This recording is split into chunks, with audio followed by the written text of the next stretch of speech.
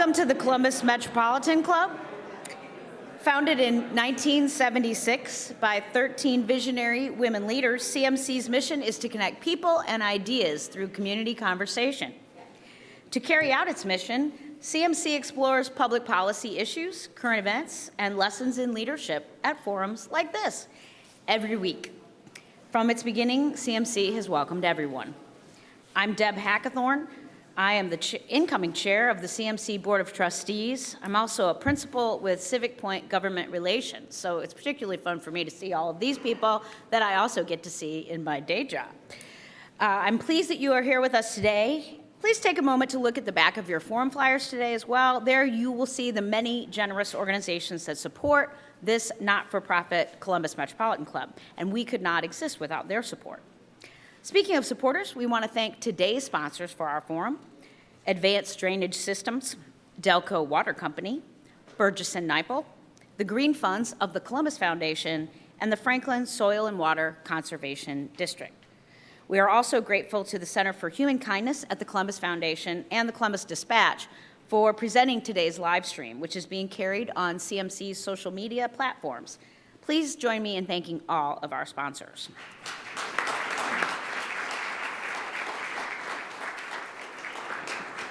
And now, let's get to today's community conversation. So, raise your hand, please, if you like clean drinking water. Awesome. Yeah, we thought that might get everyone. If you raise your hand, then you're in the right place. We're going today to look at a critical collaboration to conserve Ohio's most precious natural resource, our water supply. Governor DeWine's H2 Ohio program united 3 agencies to create more wetlands, reduce fertilizer runoff, and ensure access to clean drinking water. For the first time, CMC welcomes 3 members of the governor's cabinet for a frank examination of Ohio's efforts to keep the state's water supply clean and safe. And to introduce today's expert speakers, please welcome to the podium Jason Rayfeld from today's forum sponsor, Delco Water Company. Jason, you're up. Thank you, Deb. Good afternoon. My name is Jason Rayfeld. I'm the Chief Legal Officer and Chief Strategy Officer for Delco Water Company. There was a time where I didn't need to use these, but that time has passed, so I'll put them on. Some of our executive team and our board members are here today at this table. Normally, they don't let me drink anything but Delco tap water, but hopefully today they'll make an exception and I can drink some bottled water. We appreciate the opportunity to speak to you and introduce today's esteemed panel. For those of you that may not know, Delco is a water utility headquartered in Delaware County. We're a member-owned nonprofit utility governed by a 9-member elected board. We have 4 treatment plants, over 2,200 miles of water mains, and serve an 850 square mile service area encompassing parts of 8 different counties. When I tell my friends I work for Delco, some of them have said, "Oh, I've seen your tower from I-71. To which I say, yes, that's one of 33 towers that we use across our service area. Delco is the largest water utility in Ohio. Now, don't misunderstand me and think that I mean we have the most customers. We don't. Columbus, for example, has multiples of the number of customers that we have, but we serve a larger geographical area. We are different types of systems. Urban systems are dense. Regional systems are spread out. We are regional. Some of you may be wondering, what are you doing down here in Columbus? And that would be a reasonable question, particularly when the staff at the Columbus Division of Water does a fantastic job of taking care of the water needs of our capital city. However, the development locating in central Ohio is bringing companies to us that are asking for 3, 4, and 5 million gallons a day. For comparison, a household uses about 220 gallons per day. Large school districts, 30, 40, 50,000 gallons a day. The Columbus Zoo, about 100,000 gallons a day. It's a lot of water. Ohio, and particularly central Ohio, is undergoing such a massive development boom that it's hard to fully comprehend the scope and impact it's going to have on all of us.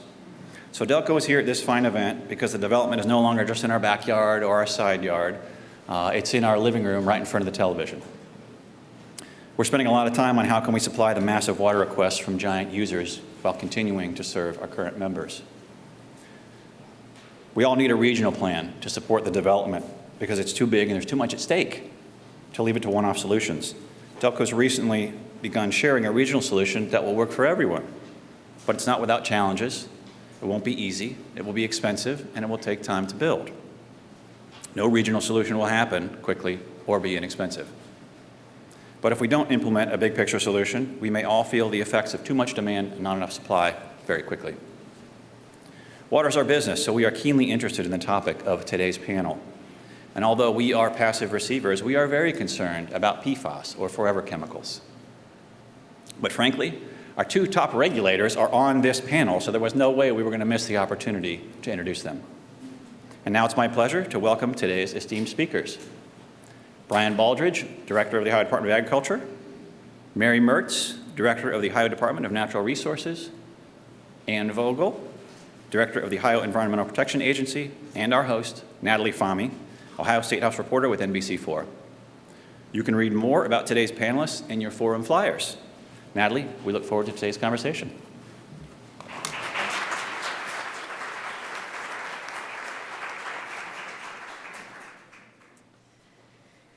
Okay, well, I'm excited to be here today. First, I just want to give all of you guys a clear picture of what we'll be talking about. So I want to ask, we can start with Director Baldridge here, what exactly your department plays, what role it plays in improving Ohio's water, and why we should care. Well, thank you, Natalie, and thank you for this opportunity. Glad to be with you this afternoon. The role that the Department of Ag plays are through our 530 employees, our 10 buildings, our 5 laboratories out in Reynoldsburg. You know, our role is obviously working with the ag community through the process of H2 Ohio. And a lot of different ways that we're working with them, and I'm sure we'll touch on those later, but just really taking a deep dive to our ag community. You know, I tell folks, I remember being a Southern Ohio County Commissioner and serving on the Ohio Commissioners Association, and within that board, we would have all kinds of lively discussions about water quality back in the early 2012, 2013. So it's a great opportunity to be in this role on the operational side of H2 Ohio and water quality here in our great state. Director Mertz. Sure. So again, thank you. It's a lot of fun to see so many friends in the audience. Thank you all for being here and being interested in a topic that is so important to us and helping us figure out this puzzle on how we protect Ohio's water, because that's what it is, a puzzle. And so our piece in that puzzle at the Department of Natural Resources, I mean, we care about water for a lot of reasons. Recreation, we maintain reservoirs. I mean, we have a lot of interest in healthy water at ODNR. But the program I think we're going to focus on a little bit today with H2 Ohio, our role in that program has been looking at natural infrastructure.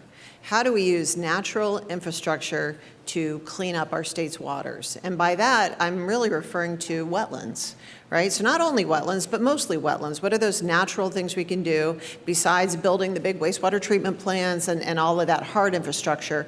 What can we do with nature? How can we use that to slow down the movement of water across the landscape, to absorb the nutrients that are harmful, to sequester carbon, to provide great habitat? There's lots of good reasons for wetlands. But our focus in the water quality program we're really talking about today has been about how to use wetlands and other natural infrastructure features. And that's what we've been investing in across the entire state. Good afternoon. I'm Ann Vogel. It's a real pleasure to be here and see a lot of familiar faces and new. So I came from the governor's office, where I got to be part of H2 Ohio from day one, as the governor started thinking, okay, what's going to be, you know, his signature for water quality in Ohio, and specifically focused on Western Lake Erie Basin and Lake Erie, of course, but then bringing in the Ohio EPA to think about, okay, well, how do we do this statewide, and how do we provide some additional funding to the need that's out there in terms of, for Ohio EPA, water infrastructure, whether drinking water or clean water infrastructure? How do we figure out where our lead service lines are? How do we take people off of failing home sewage treatment systems, septics? So those are the 3 pillars that Ohio EPA has been involved in. I'm very proud that it's a statewide effort and has been for all these years. Our 4th pillar now is the rivers. So the New Rivers Initiative that the governor announced and the General Assembly funded in this last budget is the 4th and an exciting area that we'll be digging into in the coming weeks and months. So, Director Vogel, you brought up the budget and all the funding there, and the H2 Ohio initiative, it's fairly new. The governor introduced it in 2019, but we saw substantial funding for it in the budget that was just signed into law. So can you just tell us more about what the program is and how it works? H2 Ohio, the big, okay, so yes, a lot of you in this room, by the way, were at the table with us at the beginning, so I want to acknowledge our advocacy partners. And I think what makes H2 Ohio special and what made it different than anything that had been tried previously was that the three of us were at the table, for one. The agencies were brought together, and the governor also brought in the agricultural community and brought in the advocacy community and brought in anybody who had the shared vision and the shared goal of clean water to actually make a difference, and then funded it, right? And put real money behind it and asked the General Assembly for their support. So the program took off in 2019 because, and I'm still going to meddle in ag space because I was there, because the folks that designed the program were at the table with us in the governor's office from day one. And so that's the kind of the history of the program. And then we're now in the third budget. And I am grateful to the support of the General Assembly because that number has kept going up, which I think is a tribute to how they must think we're spending it wisely, right? They must think we're making progress with the money that they've appropriated. So, Director, go ahead. I was just going to jump in on the money piece of it. I have a cheat sheet in front of me. I don't have the numbers memorized, but I happened to add it up just before this started. So over 6 years, $610 million. So if that's not a commitment, I don't know what is, right? Over $500 million, $610 million is Governor DeWine and the General Assembly, their commitment to address, and that's on top of all the other money we already spend, right? So there are all these base and foundational programs to protect Ohio's waters. This is just the money on top of that to make this program work. So no question of the commitment. Now we just gotta, we're always checking ourselves, are we spending the money right? Are we spending it so it makes a difference? But kind of gives you sort of the outer limits of this program, and there's more yet to come, so. And I'll just touch on it just a little bit, bring a little bit of a different story along, obviously. And Director Vogel and Director Mertz were part of this at the beginning. I was part of it in the legislature. So when the governor's budget came into the legislature in 2019, I was on the subcommittee on ag, finance subcommittee. So it was really exciting for me in February of this year as the governor made the announcement for me in this role. It was really exciting to really look at the operational side of this, where we were on the other side of it trying to figure out how we were going to fund it in the legislature. But for me, it's great to see how well the agencies work together. Comments to everybody prior to me getting in this role. But for me, that's the exciting part of it, really looking at it on both sides and seeing where we're at today and moving ahead, like Director Mertz said. So we're talking about all this money that's going into ensuring that Ohioans have clean water. You may have seen in the news recently, a recent study showed that half of the country's tap water contains so-called forever chemicals that can cause health issues. What's the current state of Ohio's water? How necessary is all this money? Well, yes, I did see the report, and the governor has been very actively engaged in the question of contamination in drinking water, and specific to PFAS. The minute we had a detection in 2019, this is the before times, the governor instituted a PFAS action plan. The Ohio EPA went out and tested 1,500 public water systems across the state of Ohio with the goal of identifying where hotspots may be. And so we're pretty far ahead in terms of just determining and knowing where where the concerns may lie. Now, on the regulatory side, the US EPA has a proposed MCL that may go final at the end of the year, and we'll be following that in terms of the rulemaking and what it takes. But more importantly, from the H2 Ohio perspective, and what the governor's commitment is to help those small communities, particularly, to be able to treat to be able to figure out the sources of the PFAS. And yes, I mean, there's always going to be the next contamination. I mean, I think we know that. So. And I guess from my standpoint, PFAS, and again, I want to bring up the legislature, but I was able to carry legislation and pass legislation that we put in place that stopped training that was being used in the first responder setting. And so we were able to put a stop to that, knowing that that chemical is still being used in emergency operations, but it was one way to slowly, as we recognize these forever chemicals that we need to be very concerned about, but it was one way to slow that and try to do our best to keep it out of our water systems. And not just forever chemicals, right? So a lot of what drove this initially was algae blooms, right? Toxic algae blooms up on Lake Erie. But it's not just Lake Erie. I don't know how many folks in this room might go over to Buckeye Lake. So an issue there as well. For the past few years, we've been good. We haven't had to put up beach advisory. I mean, that's where it hits me. When I have to put up a sign to tell people not to go in at the beach or not get in the water, I mean, this recreation is part of my business. So that's very disappointing. That's not what I want to see. So Buckeye Lake has had beach advisories in the past with toxic algal blooms there. Hasn't happened in the past few years. We want to keep it that way. That's why one of our wetland projects is out at Buckeye Lake, and it's beautiful too. You can go see all the great waterfowl there as well. And we're working on a couple of other projects there as well. Same thing up at Delaware Lake. We're working on a big wetland project there for the water flowing into Delaware Lake to prevent those algae blooms. And I want to recognize just for a second, sorry, but Franklin County Soil and Water, we appreciate your partnership on a project out by the Darby. So the Hell Branch Meadows West Wetland Restoration. That's a really important project to us because maintaining the Darby, I mean, it's a state and national scenic river. If we let that go, we should be ashamed of ourselves. And so we're all working hard every day to make it work, and you are our partners to make that project happen, and we appreciate that. Director Mertz, can you further explain how wetlands work and how they're really working towards preserving Ohio's healthy environment and the waterways? Yeah, so there are people in this room who could explain this much better than I, and I see you now, so forgive me. But I mean, you can imagine there are many different forms of wetlands, but the basic idea is it slows down the water. That's the first thing, to slow down the water and allow mostly the soil to absorb nutrients. Up here, we're worried about phosphorus. Other parts of the state, maybe we're more concerned about nitrogen. And so the soil to absorb those nutrients, for the plants to uptake those nutrients. These wetlands will require maintenance and work.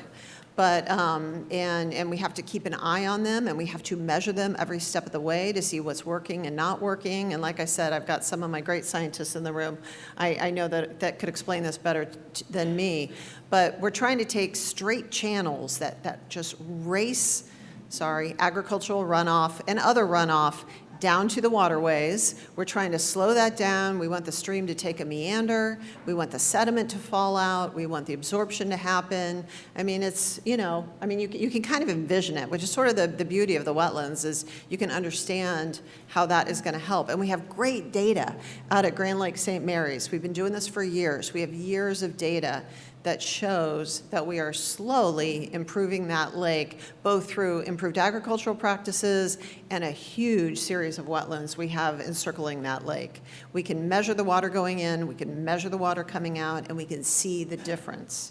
But there are all sorts of different wetlands, not just a straightforward, make a stream meander or divert a river through a wetland. There are floodplain mitigation wetlands. There are lots of different versions, but that's essentially what we're trying to accomplish. And I'll just add to that from a standpoint of trying to, Director Mertz mentioned, slowing down the flow. And one of the things that we're doing in the ag space is obviously two-stage ditches. So before, those tiles coming out of those agricultural fields dropped right into a waterway and off to the races. Well, now as we do a two-stage ditch, we slow that water through natural vegetation and so forth before it gets to the ditch. So it's kind of part of that, as Director Mertz mentioned, that slowing of the nutrients moving through the water systems. So I want to move on now to an analysis by the U.S. Census Bureau in 2019. It found that people of color, low-income individuals living in rural areas, tribal communities, and immigrants are more likely to go without running water and basic indoor plumbing. Is there a connection between social justice and access to clean water, and does the H2 Ohio initiative at all address water equity in Ohio? Yes, there is a connection, and yes, we do address it. It's a critical component of what we do at the Ohio EPA in terms of infrastructure investment. A significant portion of our principal forgiveness grant dollars go to disadvantaged communities across Ohio. We work very closely with the advocacy communities in both rural parts of the state in Appalachia, but also in our urban communities to, for example, help with identifying lead lines. We were able to celebrate, along with Cleveland, a big success last year in terms of eliminating lead service lines from publicly owned daycares in Cleveland. So that's an example of something that we celebrate, but we can always do more, and we are always looking at that issue. Yeah, good question. Yeah, and I'll add that to that as well. So we have made some intentional choices for some urban wetland projects that we're excited about, as much for their educational opportunity as the results. Both are important. And also a lot of, so I've only talked about wetlands. Part of our program now is also acid mine drainage. We've always had an acid mine drainage elimination goal, and we do a lot of that at the agency, but now through H2 Ohio, we have some additional funding, and those are all in social, mostly in economically disadvantaged parts of the state, right? That's throughout Appalachia, where we're doing a lot of that work. And so we've really stepped it up with these general revenue fund dollars. There's a good chance to point out to this audience too, that's an area where we've been able to attract some private dollars too. So I like to point out to the General Assembly, thank you for supporting what we do, and no, I'm not sitting on my laurels. We're out there talking to private companies, and I have 2 private energy companies now that have invested in acid mine drainage programs with significant sums of money, and I appreciate that, because we can't do it all with the dollars we have. They've also invested in some wetlands projects too, but I think those acid mine drainage projects specifically speak to addressing those areas of Appalachia.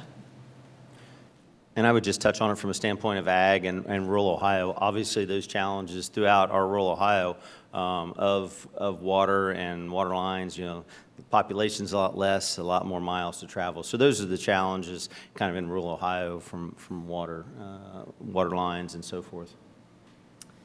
Well, I want to use that kind of as a jumping off point to bring up the East Palestine train derailment that we saw back in February. There were images of the impact that had in the air and the water. All of your departments work with ensuring clean water, which extends to clean food, whether that's fish or farmed or just healthy living in general. How does this derailment give your department's foresight to how issues like this can be addressed in the future? And do you think H2 Ohio should expand to address issues like this that might happen again? I would You make you go first. always welcome an expansion of H2 Ohio. I want to say that every answer, we'll take more. We can do more with more. Specific to East Palestine, I think we're still learning the lessons of East Palestine, but one that we address and have been for the last 6 months is a lot of public water systems have well fields that are very close to railroads. And, I think a lot of small towns had that, like, oh, this could happen anywhere. This could happen to me. Small towns, big towns. I mean, there's, rail lines everywhere, right? So, yes. So we've been working with our public water systems. They already do contingency planning, but we are specifically asking, and they are working with us on the technical side to develop contingency plans around something like a derailment. It certainly motivated us to step up our game and make sure that our source water protection maps were up to date, and we know, where, to the extent we're able to know what's happening for groundwater. And Specific to East Palestine and H2 Ohio, though,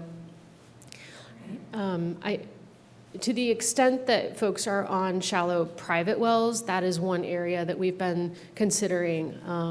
Could we do some infrastructure investments that would help those people to get on the village water that is not contaminated and not affected by any groundwater coming through the derailment site? So that, there's some peace of mind things that I think that we could do with H2 Ohio, but stay tuned.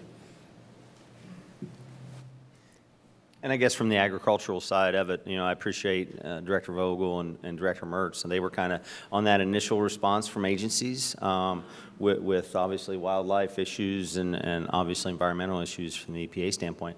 But our participation on the side of it was a little secondary from the agricultural area. I mean, we were in contact with our local partners, our soil and water folks, our OSU Extension, Farm Bureau. We were in contact with those folks very early on and stayed in contact. And until, the governor said, let's go up and make sure that the agricultural community has a story to tell as far as no impact to their markets they're selling to. And that's what we did. We went up and tested forage. As soil testing and air testing and water testing was going on, the last key component of that in the livestock community was the forage. So we were able to do that and said that their markets were strong, their sales were strong and safe. So it was great to be part of it that way.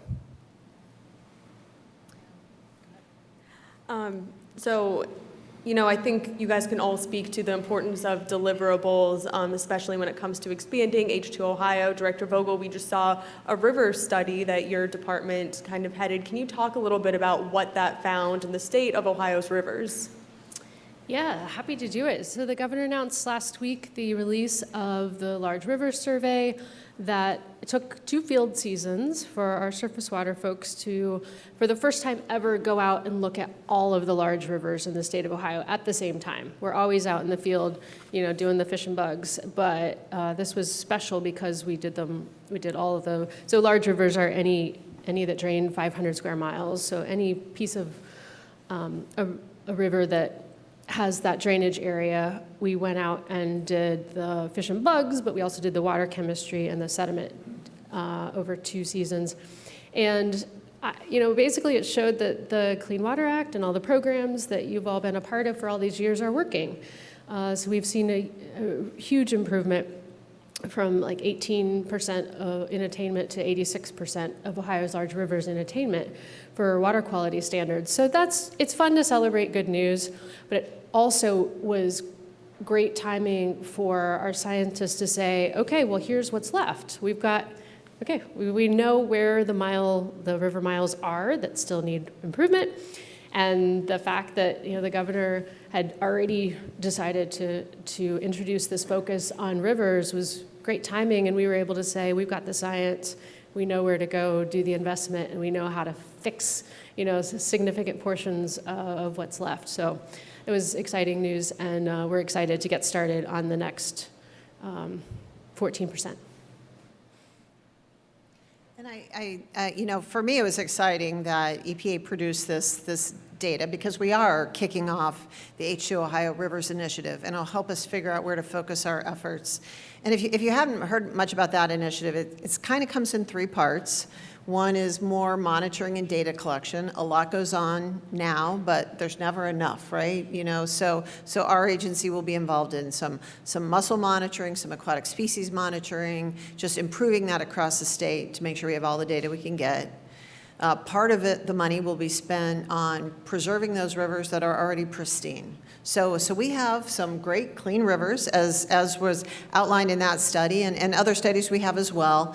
And so, the work we can do to preserve those, a lot of which is either obtaining easements or land acquisition or the other activity we need to take in those riparian corridors. And that study will guide those decisions. And then the final piece of it is those rivers that are in bad shape, what do we do to restore that degradation that's occurred? You know, whether that is dam removal, whether that is a litter program, whether that is some other sort of treatment program, acid mine drainage, you know, so we have sort of a menu of options on how to bring back those degraded rivers. And so this was just funded a month ago. So, you know, we've had lots of plans in place, but we haven't started moving that. And so this is a great example of research that we can actually use.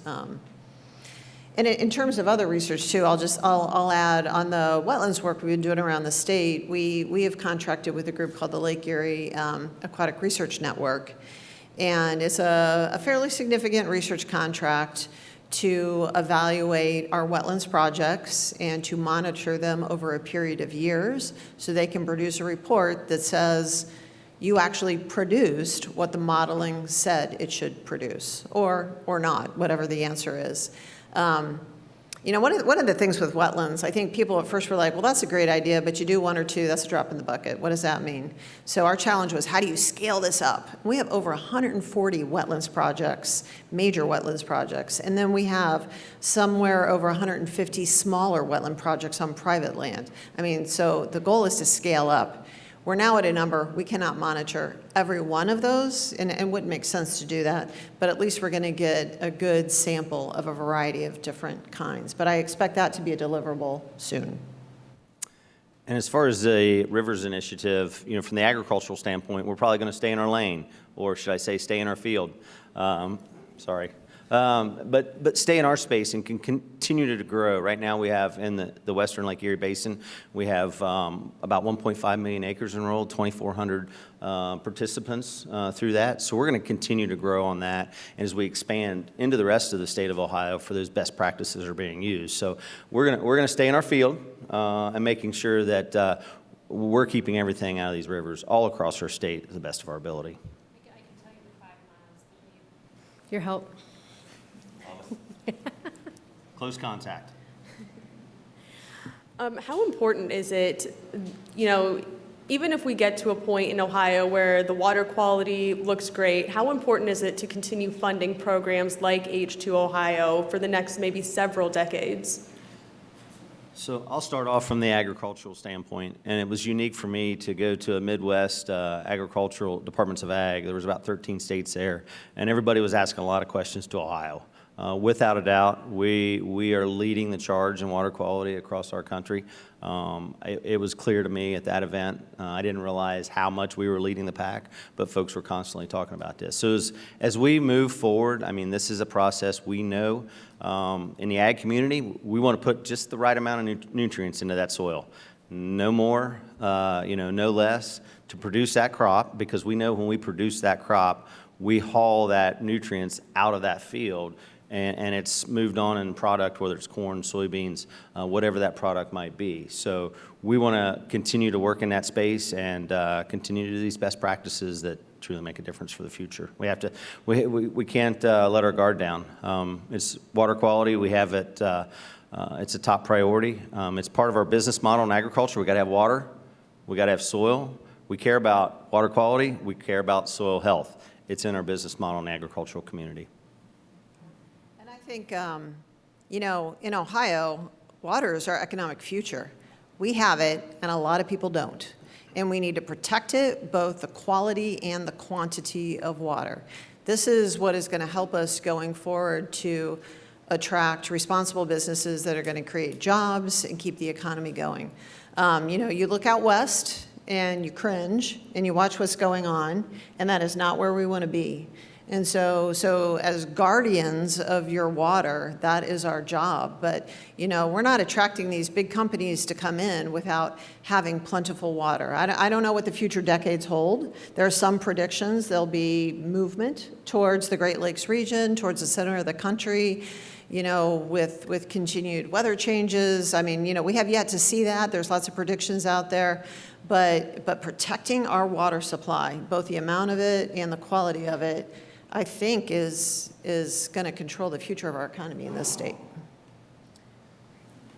The infrastructure needs in Ohio are almost insurmountable. Like try not to think about the big numbers because it's depressing. It's somewhere in the $3 billion range, at least, that we would need to just upgrade our water and wastewater treatment facilities. And so the funding is needed, but can I also say that what's needed from all of you is creative approaches and thinking about things in different ways. And we're going to be really thoughtful at the Ohio EPA to make sure that we're being helpful to the smaller systems. Are there regional solutions that are better? So I could talk about this all day, so I won't, but we've got to think about things in a different way to make sure that, just as Director Mertz said, we are being the most protective, but also making sure that we can get that water to everybody safely. So yes, we have to keep funding H2 Ohio, but it's bigger than that. The need is great, and we've got to do a better job. And we'll move to questions from our live stream and in-person audiences in just a few minutes. If you have questions, please make your way to the microphone right back there. And if you're watching online, please type your questions into the chat. But before we ask audience questions, I have one more question for our panelists. I just want to ask, what can everyday Ohioans do to help with this responsibility of keeping Ohio's water infrastructure clean and healthy? I'll start off with that. I guess there's an easy statement. We're all in this together as society. Whether it's a private septic system on a personal property, whether it's a municipality septic system, or whether it's the ag community. So we're all in this together, and we continue to work on it. And to the point that was brought up, feedback, ideas, out of the box, because it's continued to work on perfection in this space. Yeah, so I know on our end, for the most part of the work we've done has been really well received, but like with anything, there's always a hesitation. Do I want that right next to me? I am so sad to say there's a few people that look at wetlands and say, oh, that's a swampy bunch of weeds. I don't want that there. So helping with that education and producing them in a way that people enjoy them and helping people appreciate and support that natural solution, I think is something that we need to kick off appropriately and communicate and articulate that. But for people to understand and appreciate that and not think we're trying to do something wrong in their neighborhood is something I would look to people who've learned more about it to help us with. Education is huge. I am a big advocate for everybody understanding where their drinking water comes from, and let's do more plant tours. Delco, let's go. Let's all go. I think it's important. I think it really makes a big difference when people understand, where your natural resources are coming from, and then do the little things. Don't litter. Don't leave the water running while you brush your teeth. I'll throw that in there. Conservation, right? We all know what to do. Perfect. Thank you all. Again, it's CMC's longstanding tradition to take audience questions. Doug Buchanan with CMC is curating questions from today's live stream audience. And for those of you with us in person, again, you can join him at the microphone in the back of the room. Natalie, thank you. And thank you to our panelists today. First question. According to the federal EPA, the Great Lakes are likely to warm an additional 3 to 7 degrees Fahrenheit in the next 70 years. Since warmer water tends to cause more algae blooms, what impact might climate change have on the health of the Great Lakes or other Ohio waterways? Do aspects of the H2 Ohio initiative address any impacts of climate change that are anticipated? Yeah, so I'll speak to that some. And I have had an incredible opportunity. Actually, we both serve on the Great Lakes Commission, where this is a conversation amongst the entire Great Lakes. And Ohio, our north coast is Lake Erie, and it is the warmest, most developed body of water with the most algae blooms. And sometimes my colleagues try to ignore me when I talk about toxic algae blooms, and I don't let them ignore me. I drive them crazy. I bring it up every single time we talk. And what I try to say is, we are the tip of the iceberg. What you are seeing happen on Lake Erie is going to happen everywhere if it gets warmer. And so we have been super hyper focused on how we solve that problem which feels kind of far away here in Columbus, but it's not that far away. And it's the same thing happening on our lakes throughout the state. So I guess what I would say is, you know, all the pieces of H2 Ohio that are designed to deal with those toxic algae blooms, which we know are more common when it's warm, are designed to deal with that. So that is our focus, and we are trying to train the other Great Lakes states on what they need to be prepared for and what they need to be doing in advance of that damage. That answers the question. Hi, I'm Tricia Strahler. I'm with Life Care Alliance. And first of all, I want to thank you. This has been an excellent presentation. I have a question. It's not a loaded question. It's a complete curiosity question. When you talk about removing dams and letting the rivers go back to a more natural state, that makes me think of like the Muskingum River that has the last, functioning canal and lock system. So I'm just kind of curious if there's been any discussion about the possibility of removing those, or, what's the state of that? Thank you. So of course, that Muskingum River Lock and Dam system is a state park. It is a historic treasure. I mean, it is an absolute treasure if you all have never been there. These are hand-operated locks that cross the dams in 10, 11 places from just north of Zanesville down to the Ohio River. It is an amazing journey if you ever have time to try part of it. Because of that historic designation, because of our respect for what's happened and that opportunity to celebrate our past, I don't know that currently those Muskingum River locks and dams are on that list. There are other much more high priority places where we see reduced fish passage, where EPA has done other analyses. So I don't know that those are the top of the list, in partly because they're not the right spots, but partly because of that sort of amazing historical treasure that we have there. Someday, if those become the most important places, we'll reevaluate, but there's a lot of dams to look at before we look at those. Thank you. From the live stream audience, Nancy Nanny asks, does Ohio work with other states, including Virginia and Kentucky, to ensure quality of the Ohio River? We work very closely with an organization called Orsenco, which is the Ohio Rivers Sanitary Commission, and so I am on the board of Orsenco. We, yes, they're primarily responsible for the coordinating all of the states that have a part of the Ohio River interest. A lot of success to celebrate there, too. Orsenco just celebrated 75 years. And have seen a lot of improvements. I'm aware of the study that says it's the most polluted river in the country, but there's a long way to go, but they are having a lot of success in the Ohio River. But yes, the answer is yes. We work very closely with our neighbors. And I would add to that, but I would flip it to the Great Lakes. Obviously, Indiana is kind of part of that Western Lake Erie Basin as well as we cross over the state line, so we're in contact with them, and Michigan as well, just talking about the lakes in general. And it was unique for me at that Mazda meeting. I was the most senior director of ag, even though I'm just a few 6-7 months on the job, but the other two were brand new as well. So it was exciting for us in the agricultural space to build that relationship here recently. Hi, afternoon, everybody. Jack Shaner, Enviro Science Incorporated. First, congratulations to the DeWine administration for this really thoughtful, innovative program. You're getting results, and it's exciting, and can't wait for more of it in the future. A quick question for two directors. Director Baldridge, any unexpected benefits, feedback you're getting from farmers from the H2 Ohio program? And Director Mertz, we all know that not all topography, soils are created equal. You got challenges as you move around the state, especially southeast. How might you be adjusting for that? Thank you. From a standpoint in the agriculture, from the unexpected, probably not anything really for me earth-shattering in that space, but just what is unique is the mindset where we had agricultural communities. Some of the folks were already doing best practices without a doubt.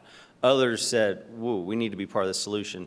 And now there's still folks that don't want to participate for whatever reason. But it's truly our responsibility in the ag space to connect those, bring those folks on board. So the unexpected in a negative way is just figuring out how to connect those dots and bring those people on board to make sure, as I said earlier, we're all in this together as society. So in talking about projects around the state, so our model for this program has not been where ODNR goes and builds all these wetlands. Instead, what we do is we partner with local groups. And because we know, some of you might know, sometimes government is not the most efficient or quick in accomplishing all of our tasks. So that is why our partners are frequently park districts, local soil and water conservation districts, land conservancies. It's all the local folks who know the land. So they are the lead in selecting where these sites are going to be, where it makes the most sense, where we can get the job done. And then we run our modeling on it and make sure that we think we're going to get the results we're going to get. But we couldn't do these projects without the local community, the people who are interested in bringing them to us. We're not just going out and saying we want to do this, this, and this. We're surveying the landscape, but it's the local groups that we give the money to, and they get it done. So. My name is Nicholas Berner, and I had a question for Director Baldridge, please. Regarding agriculture, you talk about current projects you're doing now as of 2023. I wanted to go back with what effectively can we do to balance the preservation within the agricultural community with Ohio's wetlands, their agricultural community, as I said, and ensuring some of the sustainability for future generations, younger men, younger women that are coming up in the agricultural society. How can you conserve that for Ohio's future? Well, thank you for that question. And from a standpoint, it is a little bit concerning. You know, the ag community, the numbers go down. The number of acres that folks are farming go up. So our numbers in that space are going down. There's concerns, next generation, where does that go? Where does that land? Some of the things that have been done in the legislature, which we're heading up out at ODA, is our first-time farmer tax credit. It helps that person coming in. Also, it helps that person retiring out of the ag service to give them some tax benefits.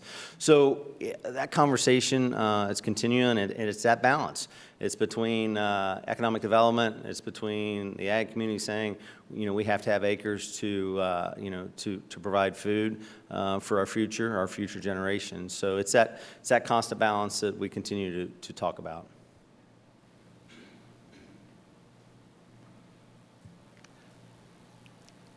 Greg Stone with Stream and Wetlands Foundation. Thank you so much for the discussions today. They've been excellent. Had a question for everybody.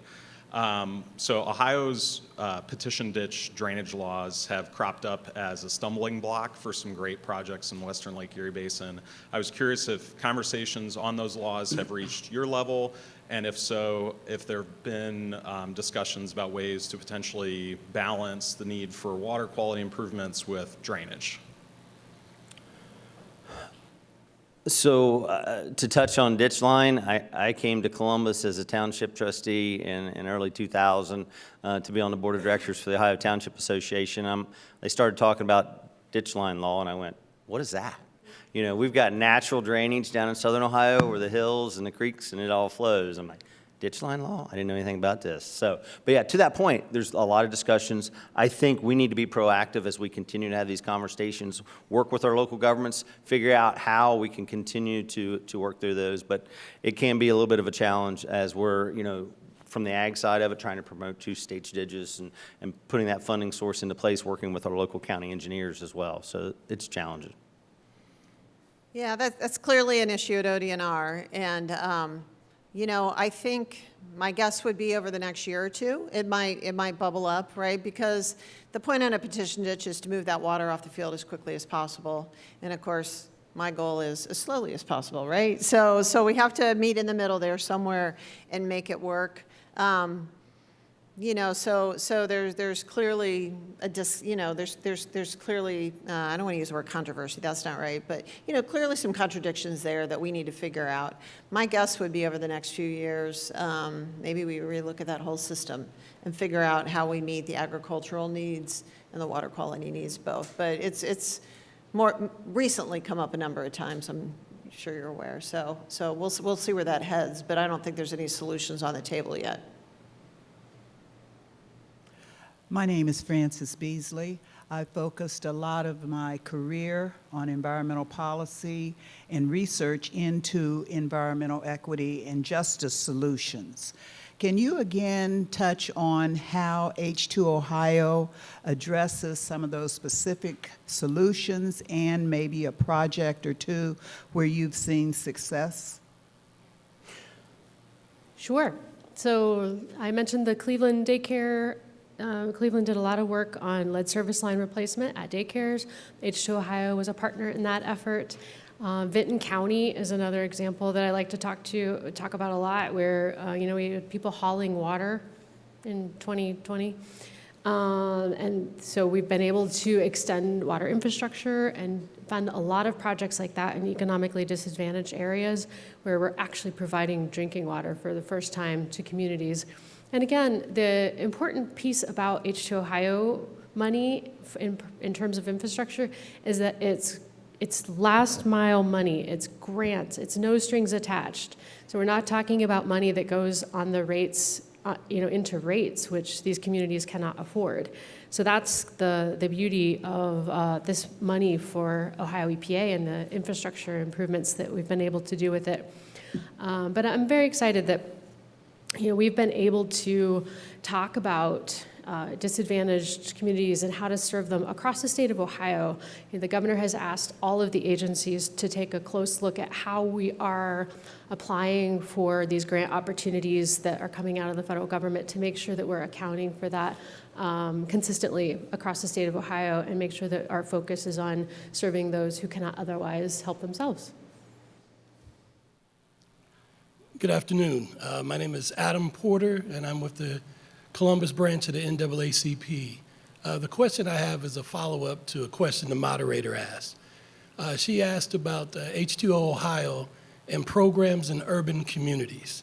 I wanted to ask if you could specify a particular program in an urban community, as well as any education programs or outreach that you're doing in the core city. When I mean core city, for example, Columbus, anything east of 71 North. Thank you. So I'll throw out a couple answers, but one is not Columbus-based, but just very specifically, some of you might have heard about the project up in Cleveland that's referred to as Cheers. And so this is a gigantic, many millions of dollar project on the Cleveland waterfront that is specifically designed to connect disadvantaged communities with the waterfront for recreational purposes, to make that part of their community. There's communities up there that have, a mile away from the lake and have never seen it, right? And so there's been a concerted effort, some outside of H2 Ohio, so we are very involved in bridge construction to connect those communities to parks on the waterfront. And now there's a very specific program up there called Cheers, and we are investing H2 Ohio money in that for a wetland complex that is part of an entire recreational complex that is specifically designed to connect those communities. So that's just off the top of my head. I'm sorry it's not here in Columbus, but that's the one. It's to connect people to one of the world's greatest waterways on Lake Erie. And the second part of your question, I've got so excited about Cheers, I forgot about it. Was the educational outreach? Educational outreach. Well, I will mention too. So I don't know if you would count this, but we kind of did. So the Ohio State Fair. The Ohio State Fair attracts an enormous diversity of people. I don't know who in this room may have attended. It is everybody from all of the farm families across the entire state. but a big part of the attendees are folks who live in that neighborhood in downtown Columbus. And so we made a special effort, the three agencies, to work together on an H2 Ohio educational program at the fair. And we put it in the Natural Resources Park, which happens to be positioned at the gates where a lot of those folks come in. And I got feedback from my staff at the end of it that, I'm like, what was the value? Was this worth it? What, how'd we do? What was it about? And they felt like educating those people in the community right around Columbus as to the importance of water quality and this entire programming and just thinking about it, thinking about what we need to do. So I don't know if you would count that, but. So everyone, thank you so much. I wish we had more time, but I'm getting the wrap-up signal here. So we'll turn it over to our second sponsor representative, Brian King, with Advanced Drainage Systems for concluding remarks. Advanced Drainage Systems, which is headquartered in Hilliard, Ohio, we put a new sign up on our office so people know where we are now. And if you have driven along 270, you see this large steel building that is going up over there. That's our new $65 million Science and Technology Center. And we're thrilled to sponsor this event because we got our start in Ohio 60 years ago, providing tiling drainage water management systems for farmers. And so it's great to hear from each of these Ohio leaders about how H2O Ohio and the other initiatives that are taking place in this state are impacting water quality in such a positive way. ADS has strong relationships with these large and small farmers across the state, and especially in the western Lake Erie Basin, which we heard in particular is very sensitive and very vulnerable. We're happy to be working in those same spaces and making sure that the work that H2 Ohio does, which is very important, is being supported by industry. A personal story. I moved to Toledo in 2014, 2015. I don't know what day it was, but one Saturday I woke up, it was this time of year. I did what I normally do on a Saturday, which is went out for a run, came back, poured a huge glass of water. I was drinking it in our kitchen when my wife came in and said, "You know what? I heard you're not supposed to drink the water." At that point, I was done my huge glass of water. You are never more thirsty than when someone tells you you cannot turn on the water and drink it. It is unbelievable how thirsty you get. So that's my personal story. We need clean water in Ohio. Our customers, and that's more than just farmers, that's the people that develop residential and commercial spaces, it's government agencies, it's municipalities. They have found that stormwater management, managing water, has a very rapid impact on your environment, both positive and negative. We need to make sure that it is positive. And that's because it's not simply about draining water, it's what happens when the water goes to wherever it goes. We need to make sure that when it ends up in streams and rivers and ponds and lakes, it's in a condition that we want to enjoy that water. At ADS, we think about the life cycle of a raindrop. We capture rain, we convey it away from where you don't want it, you store it in a place where you want to keep it, and ultimately you remove it or put it back into the environment in a condition which should be better than what it was actually captured by. So that's how we think about our products. That's what we do all day, every day. And we know that some people don't find that infrastructure, what we call hard infrastructure, they really don't find it that attractive. Now, everyone at ADS thinks plastic pipes are the most beautiful product ever made. But some of the folks in the room don't like to see that. And so hard infrastructure needs to work with green infrastructure. And you heard that today. Those two things working together provide a solution that improves quality of life, not just for the people who live in that area, for the water that you actually drink, but how do you then enjoy that as well? So at ADS, our reason is water, and we mean it. We think about that all day, every day in the things that we do. We also have an ADS foundation, and one of its core tenets is to make sure that we increase access to and enjoyment of clean watersheds. Not only is it great to drink clean water, it's fun to play in clean water as well, too. So our mission is to protect this most valuable resource and ensure that water is managed in a way that increases quality of life. So with that, I would like to thank today's sponsors who joined us. So Delco Water Company, Burgess & Nipel, the Green Funds of Columbus Foundation, Franklin Soil and Water Conservation District. Thank you very much for the sponsorship.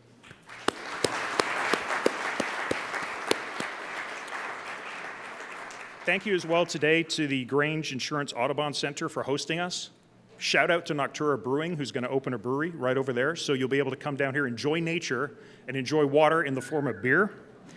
So that's a shout out to them. I really love those guys. Thank you to our virtual seat patrons and to the Center of Human Kindness at the Columbus Foundation and the Columbus Dispatch for also supporting today's live stream. And once again, our very special appreciation today's speakers, Brian Baldridge, Mary Mertz, Ann Vogel, and our host, Natalie Fahmy. Thank you very much.